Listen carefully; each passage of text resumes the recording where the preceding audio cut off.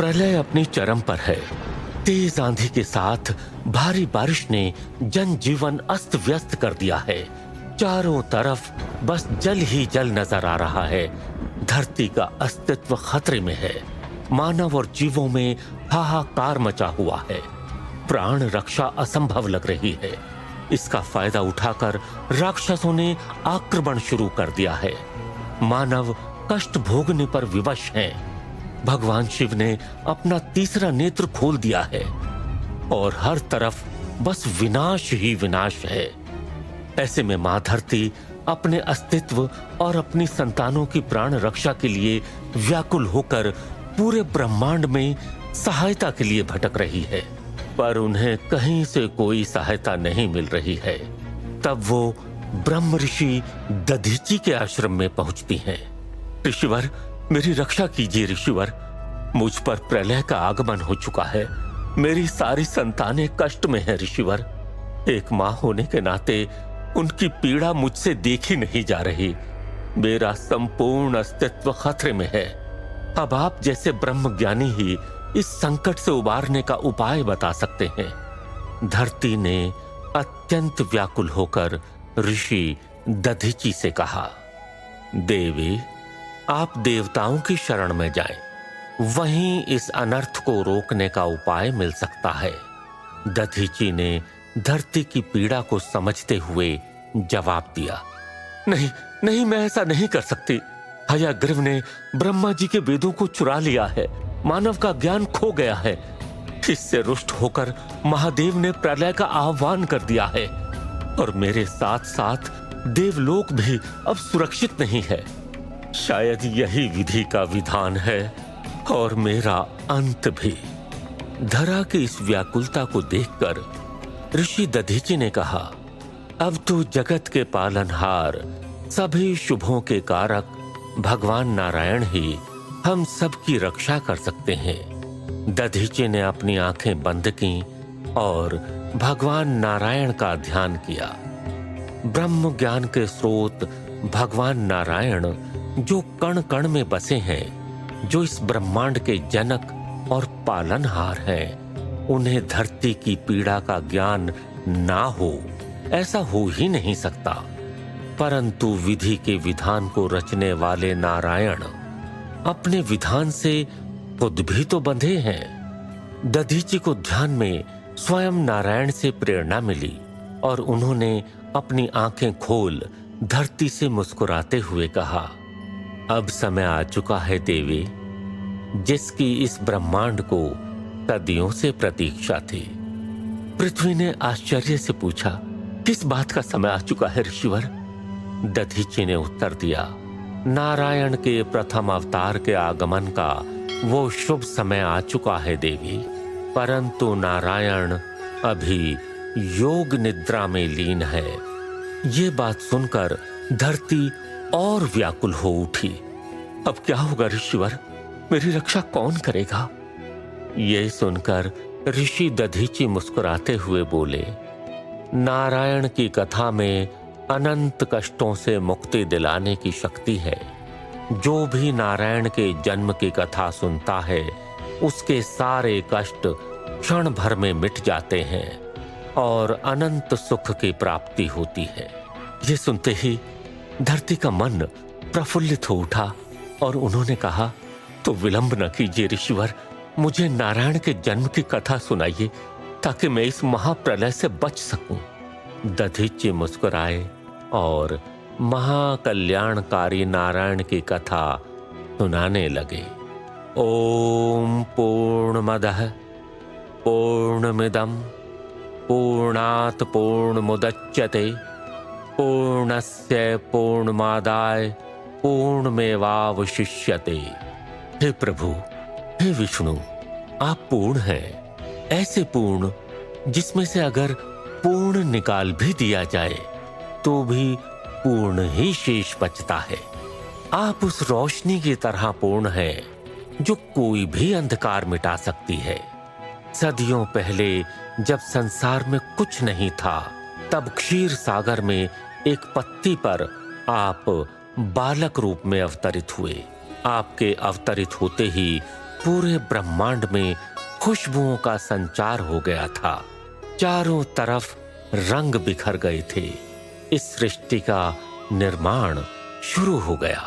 फिर आपने अपनी माया से शेषनाग का सृजन किया, जिन्होंने धरती को अपने फन पर धारण किया और संसार को एक आधार मिला।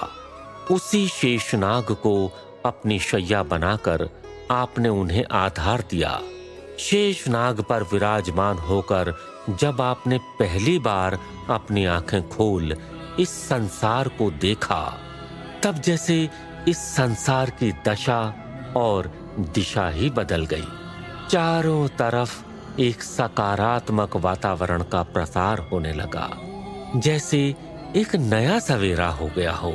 चारों तरफ अद्भुत छटा थी। प्रलय के बाद जिस निर्माण की आवश्यकता थी, उसका संकेत धीरे धीरे मिलने लगा था। आपके पुष्प के समान होठों पर मुस्कुराहट आते ही संसार में जीवन का सृजन हो गया। धरती रंग बिरंगे पेड़ों और फलों से सुसज्जित हो गई और ये धरती सांस लेने लगी।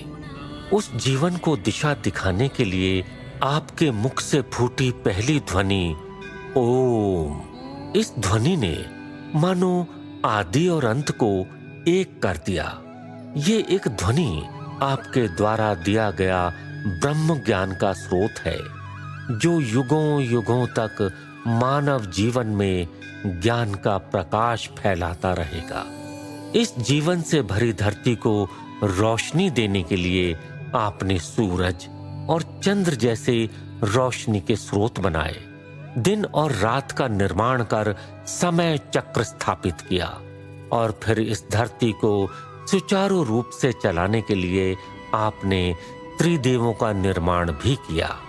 वो त्रिदेव जो इस संसार को चलाने में महत्वपूर्ण भूमिका निभाते हैं, वो त्रिदेव जिन्हें इस संसार का पालनकर्ता, संरक्षक और संहारक भी कहा जाता है। उन त्रिदेवों की उत्पत्ति की कथा और भी महान और कल्याणकारक है।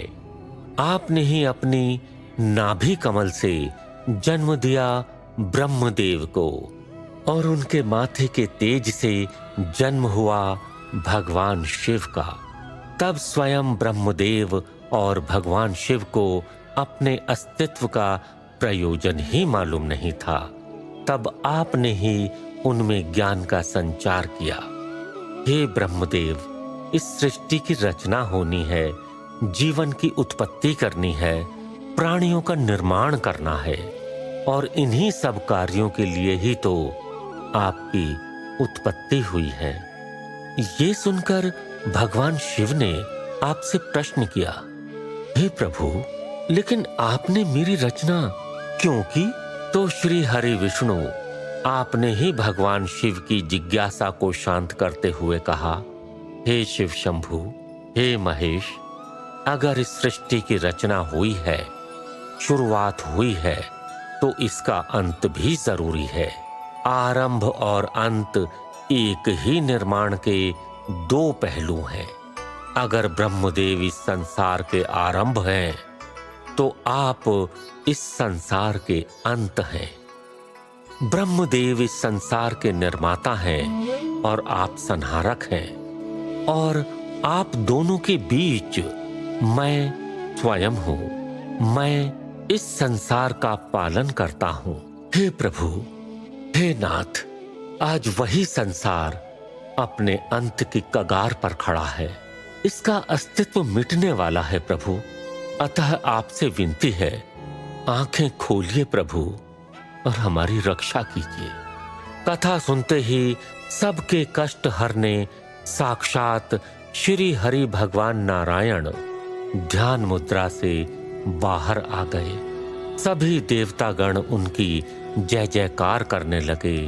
ओम नमो नारायण, ओम नमो नारायण, ओम नमो नारायण। सभी को अपने सामने उपस्थित देख नारायण ने अपने श्री मुख से कहा, देवी धरती, आप मेरी अर्धांगिनी हैं। हर युग में अलग अलग अवतारों में हमारा मिलन होता आया है और हमें सृष्टि के कल्याण के लिए अलग भी होना पड़ा है। हालांकि अभी हमारे बिछड़ने का समय नहीं है। हमें ज्ञात है कि हयग्रीव नामक असुर ने पूरी धरती पर आतंक मचा रखा है। उसने आपको भी बहुत पीड़ा दी है और वेदों को भी चुरा लिया है, जिसकी वजह से महादेव ने प्रलय को आमंत्रित कर डाला है। ये जो भी हो रहा है ये विधि का विधान है, पर अब समय आ गया है कि अब हमें इसमें हस्तक्षेप करना होगा। आपकी संतानों की रक्षा हमारा दायित्व है, जिसे हम अवश्य पूरा करेंगे। भगवान विष्णु के मुख से ये शब्द सुनने के बाद मेरी खुशियों का ठिकाना नहीं रहा। पूरे ब्रह्मांड में उनकी जय जयकार होने लगी। तभी भगवान श्री हरि अपने चतुर्भुज अवतार में सबके सामने आए और कहा, सभी समस्याओं के निवारण के लिए मुझे धरती लोक पर जाकर एक पुण्यात्मा को ढूंढना होगा, जिसके अंदर अभी भी सच्चाई हो, जो मेरे दिए मार्ग पर अभी भी चल रहा हो। इतना कहकर भगवान नारायण ने अपनी आंखें बंद की और उन्होंने उस पुण्यात्मा का स्मरण किया। वो पुण्यात्मा है राजा सत्यव्रत। और इसी के साथ भगवान नारायण के दशावतार की अद्भुत लीला शुरू हो गई, जिसे संसार युगों युगों तक याद करके कृतज्ञ होता रहेगा। उस दशावतार में उनका पहला अवतार यानी मत्स्य अवतार के धरती पर आने का समय आ चुका है। प्रभात का समय है। राजा सत्यव्रत अभी नदी किनारे ध्यान में लीन है। वो सूर्योदय होने तक इसी तरह ध्यान में मग्न रहने वाले हैं और सूर्य की पहली किरण खुद पर पड़ते ही वो ध्यान अवस्था से बाहर आने को तैयार हैं। सत्यव्रत के ध्यान से आसपास का वातावरण एकदम शांत और प्रफुल्लित मालूम पड़ रहा है। उसके चेहरे के तेज से भी उसके मन के साफ होने का पता चल रहा है। वहीं भगवान विष्णु दूर से इस नजारे को देख मुस्कुरा रहे हैं, जैसे उन्हें धरती के उद्धार के लिए सत्यव्रत की ही तलाश थी। सूर्य की पहली किरण के साथ सत्यव्रत अपने ध्यान से बाहर आए और स्नान करके नदी में उतर गए।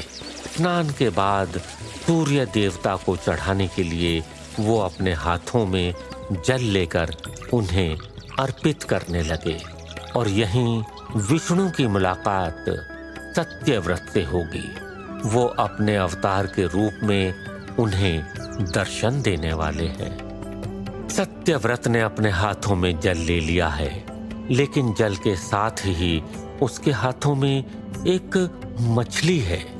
वो मछली को जल में थे। उससे पहले मछली इंसानी आवाज में बात करने लगी। हे राजन, मैंने अभी तक का जीवन बहुत संघर्ष से जिया है। अब मुझे डर है कि कोई बड़ा जीव अवश्य मुझे मारकर खा जाएगा। इसलिए आपसे निवेदन है कि मुझे अपने साथ ले चले। यही भगवान विष्णु का मत्स्य अवतार है, जो अभी सत्यव्रत के हाथों में छोटी सी मछली के रूप में है। इसी अवतार से अब संसार का उद्धार होगा। और दूसरी ओर अभी सत्यव्रत की परीक्षा भी चल रही है। उसके उदार स्वभाव को परखा जा रहा है। सत्यव्रत भगवान विष्णु को अपने महल लेकर चला आया है और उसने एक मटके में उन्हें रख दिया है, लेकिन उसकी परीक्षा अभी भी जारी है। रातों रात हरि ने आकार बढ़ा लिया और उनका ये आकार इतना विशाल हो गया कि मटका छोटा पड़ गया। अगली सुबह सत्यव्रत हरि को देखकर हैरान है। लेकिन फिर भी वो उन्हें एक सरोवर में छोड़ने के लिए तैयार हो गए। पर एक रात सरोवर में रहने के बाद अगली सुबह फिर हरि का आकार बढ़ा हुआ है। जिज्ञासावश सत्यव्रत अगले दिन भी हरि से मिलने आया। इसी तरह एक मछली के रूप में हरि का आकार लगातार बढ़ता जा रहा है। आखिरकार हरि ने सत्यव्रत से उन्हें समुद्र में छोड़ने को कहा, लेकिन एक रात में हरि को समुद्र भी छोटा पड़ गया। यही है हरि की लीला, जिसे उनके सिवाय कोई नहीं जानता। अब आकर सत्यव्रत की परीक्षा समाप्त हुई और उसने हरि से सवाल किया, मेरी बुद्धि को आश्चर्य में डालने वाले आप हैं कौन? माफ कीजिएगा, लेकिन मैंने आपको पहचाना नहीं। हरि ने उसे अपने होने का बोध कराया, लेकिन उसे उनके भगवान होने का यकीन ही नहीं हो रहा था। फिर भी सत्यव्रत को यकीन करना ही होगा, क्योंकि उसकी सहायता के बिना कुछ भी संभव नहीं। काफी समझाने के बाद भी जब सत्यव्रत हरि की बातों पर यकीन नहीं कर पाया, तो हरि को अपने विष्णु अवतार में आना पड़ा। उनके दर्शन होते ही सत्यव्रत की आंखें खुशी से छलक गईं। वो उनके चरणों में अपने शीश को रखकर खुद को धन्य करने लगा। लेकिन समय निकला जा रहा है। महादेव के क्रोध से धरती और हयग्रीव के आतंक से देवलोक पर संकट अभी भी छाया हुआ है। इसलिए समय बर्बाद न करते हुए हरि ने सत्यव्रत के सामने सभी घटनाओं को रख दिया। भगवान विष्णु ने सत्यव्रत से कहा, हे राजन, आपको धरती के उद्धार के लिए चुना गया है। आज से ठीक 7 दिन बाद समूची धरती जल में समा जाएगी और मानव जाति के साथ साथ धरती पर मौजूद सभी तरह के जीव जंतुओं का अंत हो जाएगा। लेकिन विधि के विधान में अभी ऐसा संजोग नहीं है। इसलिए इन 7 दिनों में आपको एक बड़ी सी नाव तैयार करनी होगी और प्रलय के लिए आपको सप्तऋषियों के साथ सभी तरह के प्राणियों, जीव जंतुओं, पेड़ पौधों और औषधि के बीजों को नाव पर सवार कराना होगा। क्या आप इतना कर पाएंगे? जैसी हरि की मर्जी। हरि, मैं बिल्कुल ऐसा ही करूंगा। लेकिन हरि, प्रलय के दौरान मैं उस नाव की किस तरह रक्षा कर पाऊंगा? सत्यव्रत अभी भी भ्रमित है। हरि ने उसे आगे समझाया, उमड़ते तूफान के कारण आपकी नाव जब पानी में गोते खाने लगेगी, मैं उसी पल आपको अपने मत्स्य रूप में फिर से दिखाई दूंगा। तब आप वासुकी नाग की सहायता से मेरे सींग में उन्हें बांध देना। वो शिव जी के परम भक्त हैं और सच्चे प्राणी की हमेशा सहायता करते हैं। इसलिए उस क्षण भी वो मदद को आगे आएंगे और जब तक प्रलय की रात रहेगी, मैं नाव को खींचता रहूंगा। सत्यव्रत सभी बातों को ध्यान से सुन चुका है और इसके बाद वो बिना समय गंवाए नाव बनाने की तैयारी में लग गया। तय समय अनुसार प्रलय का वो भयानक दिन आ ही गया। नदियों और समुद्रों में डरावने तूफान जन्म लेने लगे। वो इतने विशाल रूप में आ गए कि सब कुछ पल भर में निकल जाए। देखते ही देखते सारे संसार में जल ही जल नजर आने लगा। इधर सत्यव्रत भगवान विष्णु की बताई दिशा के अनुसार नाव लेकर निकल चुका है। हरि भी अपने मत्स्य अवतार में समुद्र में मौजूद हैं और सत्यव्रत की राह देख रहे हैं। ऊंची ऊंची लहरों के बीच नाव गोते खाने लगी है। सत्यव्रत के इंतजार में भगवान विष्णु को एक नाव दिखाई दी, जिसमें बताए हुए सभी प्राणी सत्यव्रत के साथ मौजूद हैं।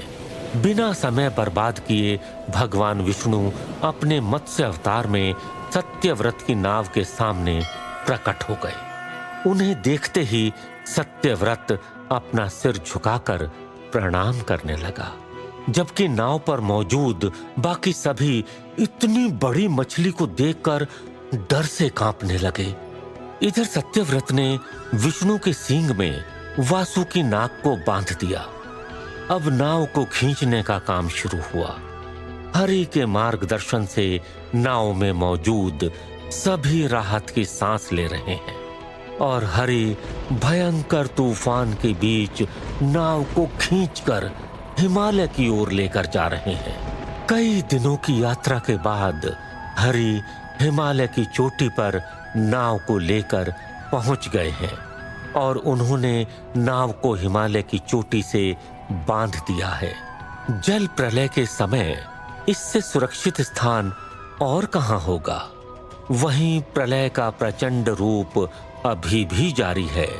सभी इस तबाही के रुकने का इंतजार कर रहे हैं और धरती इस बात से आश्वस्त है भगवान शिव के तांडव से उत्पन्न हुआ ये प्रलय अब रुक जाएगा और धरती लोक धीरे धीरे फिर से फलने फूलने लगेगा।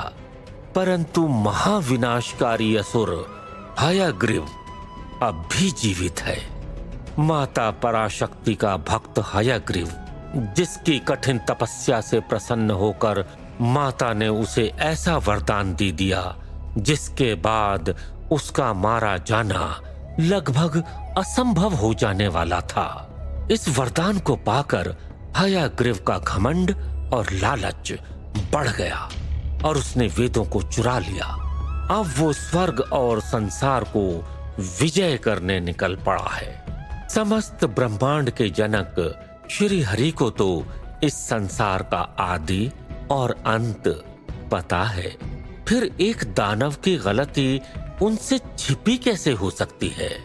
परंतु मां भगवती आदि पराशक्ति से मिले वरदान की मर्यादा को बनाए रखना श्री हरि के लिए किसी कर्तव्य से कम नहीं है। इसलिए वरदान प्राप्त किया हुआ हयग्रीव निडर होकर संसार में पाप कर रहा है। उसे लग रहा है कि वो अजेय है।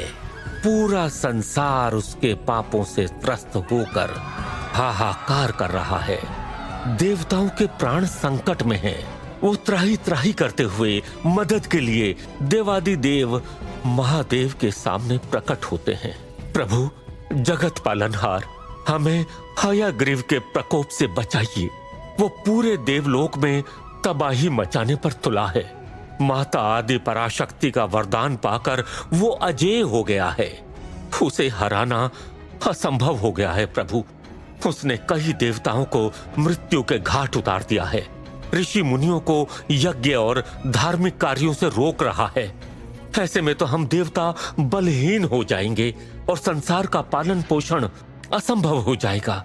हमारी रक्षा कीजिए प्रभु, इस संसार की रक्षा कीजिए प्रभु।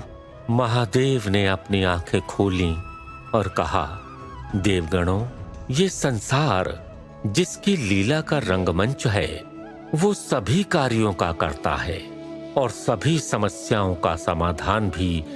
ये सब जो हो रहा है वो मेरे आराध्य श्री हरि की लीला का अंश है। आप सबको उनकी ही शरण में जाना चाहिए। जब पाप अपने चरम पर होता है तो श्री हरि इसी रूप में अवतार लेकर सबके तारणहार बनते हैं। अब समय आ चुका है उनके दूसरे अवतार का। क्या है भगवान श्री हरि का दूसरा अवतार? कैसे करेंगे वो हयग्रीव जैसे शक्तिशाली राक्षस का अंत? और माता आदि पराशक्ति के वरदान के बाद हयग्रीव का वध करने के लिए श्री हरि क्या माया रचेंगे?